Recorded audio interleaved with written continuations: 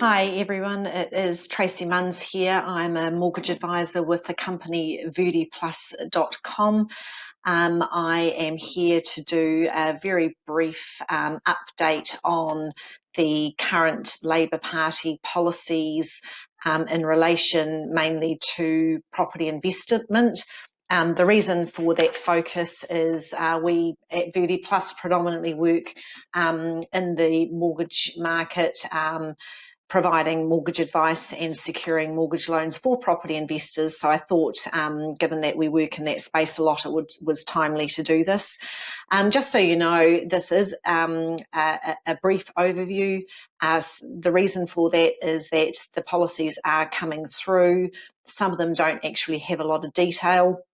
And I just wanted to get this this brief out to you. So the first topic that I will discuss is property investment. So the big one, of course, is capital gains tax.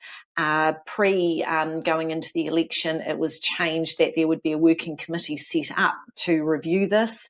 And if they were to introduce any form of capital gains tax, it would be in the next term, so 3 years away.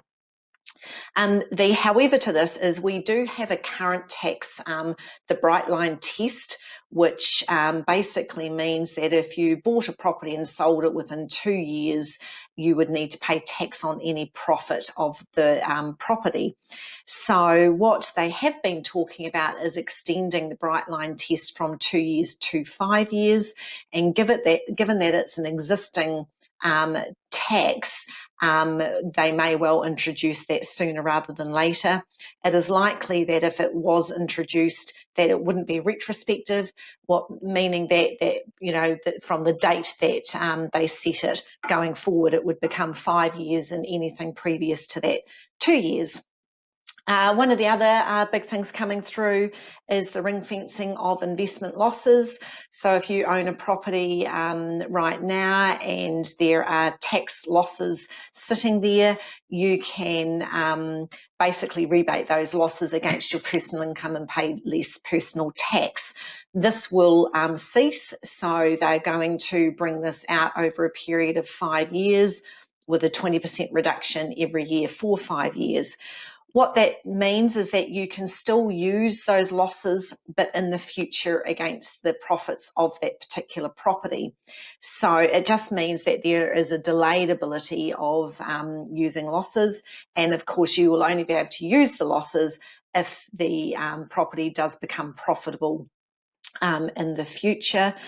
Next is more about the houses, so healthy homes guarantee. So anybody with current existing investment stock needs to be aware of insulating, heating, draft resistance and things like that. Tenants are currently required to give 42 days notice. We now will need to change that to give them 90 days notice. And also they're banning letting fees. So I thought that was interesting and be interesting for the property management space. Following on from that, let's look at housing stock.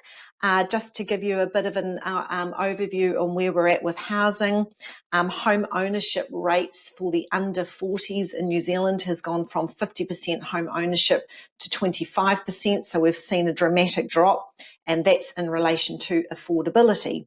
So in Auckland, the current stock requirement for new properties is 13,000. In the past 12 months, there's only been 9,400 consents issued. So we've already got an issue with regards to not keeping up with demand levels, which we all know. Of those 9,400 consents issued, only 5% have been for what's deemed affordable housing stock. And affordable housing stock is properties valued between 500 and 600,000 in the Auckland market. So we've currently got affordable housing being released of about 500 properties per year, and Labor are wanting to increase this to 5,000 properties per year. So the goal is to build 100,000 affordable homes throughout New Zealand in the next 10 years. 50% of those will be in Auckland, so 50,000 affordable homes in Auckland. followed by 1,000 affordable homes in Queenstown, 400 affordable homes in Hutt Valley, and then there are just smaller numbers as we go through. Basically, those properties are only going to be able to be sold to first-time buyers, so it's not to people for investment, and they're going to be doing a $2 billion cash injection to get that going, and it will be partly state and also private sector partnerships for that. So following on from that, we've got foreign ownership. There's not a lot to say in this. There is not a lot of detail being released, but they are talking a ban of foreign ownership on property. And this would be likely to be on existing stock, and it would be that non-residents would be banned from buying existing properties. But part of what their previous discussions have been in recent years has also been that if residents then leave the country, then they also would need to sell their properties upon leaving New Zealand. So that might be part of that. Just a quick thing on there is also discussion around governments changing how the monetary policy is brought out. So this is changes to the Reserve Bank. Both National and Labor were talking about this, so this isn't really anything new. So there might be some changes coming through, but maybe nothing too dramatic. So the other part that I would like to talk about is immigration. The current immigration numbers are sitting at 70,000 for immigration numbers. They are looking to reduce that by 20 to 30,000.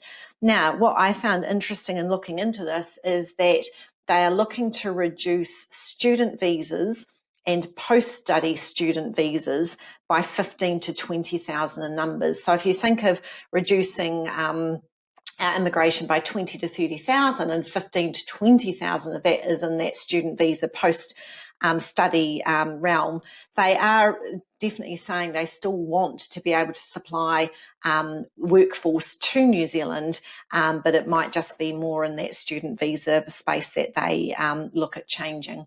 So that's all I really wanted to cover off today. It was a brief to let you know where we were at. As more information comes through, there'll be further broadcasts, whether it be on video or email. If anyone would like to ask any questions, feel free to contact myself.